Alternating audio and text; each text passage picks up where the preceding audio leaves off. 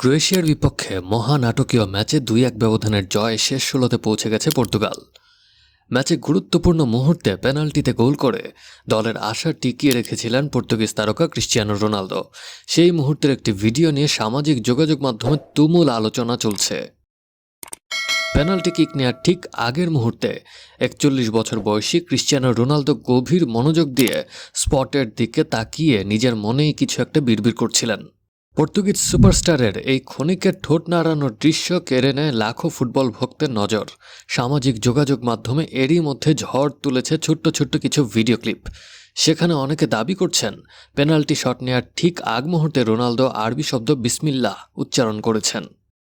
Twitter ও ইনস্টাগ্রামে ম্যাচের সেই নির্দিষ্ট ভিডিও ক্লিপ শেয়ার করে আরও দাবি করা হচ্ছে রোনালদোকে শট নেওয়ার ঠিক আগে ২ বার বিসমিল্লাহ বলতে দেখা যায়। ব্রিটিশ সংবাদ মাধ্যম দ্য সান এই প্রতিবেদনটি প্রকাশ করেছে।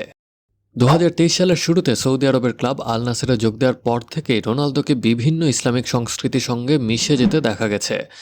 এর আগে সৌদি প্রো লিগে ফ্রি কিক বা পেনাল্টি নেওয়ার আগে তাকে বেশ কয়েকবার এমন বিসমিল্লাহ উচ্চারণ করতে দেখা যায় বলেও গুঞ্জন ছড়ানো হয়েছে। তবে কখনোই রোনালদো নিজে এ বিষয়ে কোনো মন্তব্য করেননি, যে কারণে ওই মুহূর্তে তিনি ঠিক কী বলেছেন সেটিও আনুষ্ঠানিকভাবে নিশ্চিত করা সম্ভব না।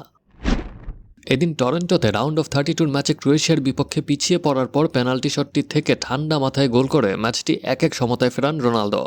দীর্ঘ ২০ বছরের আন্তর্জাতিক ক্যারিয়ারে এই প্রথম বিশ্বকাপের কোনো নকআউট ম্যাচ বা নকআউট পর্বে গোলের দেখা পেলেন CR7। পরে গনসালো রামোসের ৯৪ মিনিটের নাটকীয় গোলে ২-১ ব্যবধানের জয় নিয়ে শেষ ১৬ নিশ্চিত করে রোনালদোরা। পরের ধাপে তাদের প্রতিপক্ষ সাবেক বিশ্ব চ্যাম্পিয়ন স্পেন।